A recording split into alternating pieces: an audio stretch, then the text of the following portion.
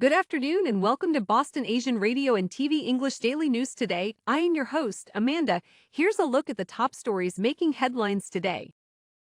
Bill would make kids without legal immigration status eligible for MassHealth. Auditor DiZoglio asks for AG's support in her audit of the legislature. With executive order, Healey aims to make state more digitally accessible for people with disabilities.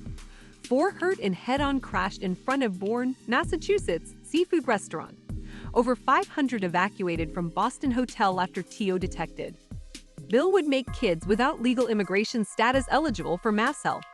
Lawmakers on the Healthcare Financing Committee heard testimony on bills that would extend comprehensive MassHealth coverage to Massachusetts residents under age 21 who are currently ineligible only because of their immigration status. Children without legal immigration status are not eligible for full MassHealth coverage. Bill supporters said that leaves families to navigate a complicated patchwork of safety net programs that have limits on coverage for some services like mental health, dental care, or prescription drugs, and do not cover others like eyeglasses or home health care. Similar bills have been filed on Beacon Hill multiple times over the years, but legislative leaders have never brought them to a floor for a vote.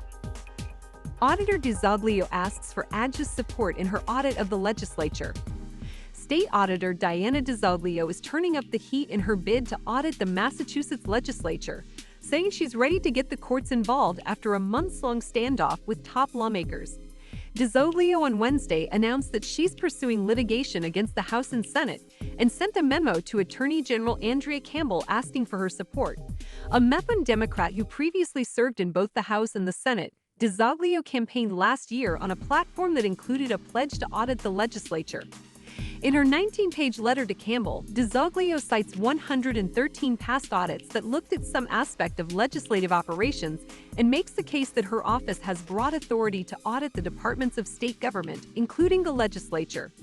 The Attorney General represents state entities in lawsuits. DiZoglio didn't say what her plans are if Campbell declines to back her up. With executive order, Healey aims to make state more digitally accessible for people with disabilities. Governor Maura Healey signed an executive order on Wednesday creating the Digital Accessibility and Equity Governance Board, which will work to make the state government's digital services and resources more accessible. The announcement falls on the 33rd anniversary of the Americans with Disabilities Act, which created federal protections for people with disabilities. July is also Disability Pride Month.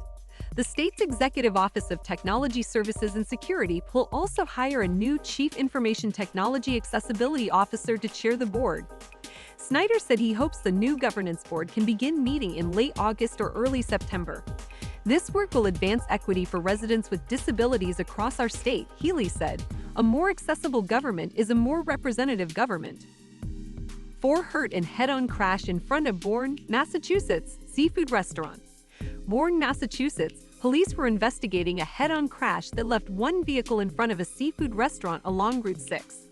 Police said their preliminary investigation indicates that a black pickup truck traveling eastbound on Route 6 left its lane of travel, hitting a red pickup truck heading westbound head-on. A 64-year-old male from Sandwich, a 48-year-old male from Wareham, and a 71-year-old male from Bourne were transported to various hospitals with serious injuries not believed to be life-threatening, according to police. A 58-year-old male from Plymouth was transported by medical helicopter to a hospital trauma center. Police said that victims' injuries were serious but not believed to be life-threatening. Over 500 evacuated from Boston hotel after TO detected. The DoubleTree by Hilton in downtown Boston evacuated all of its guests Tuesday night because of a carbon monoxide leak that came from the hotel's utility room.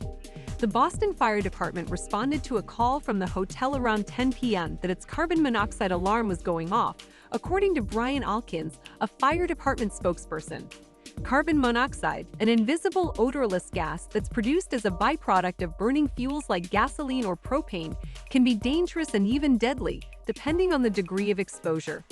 A spokesperson for the hotel told it has resumed normal operations following the leak.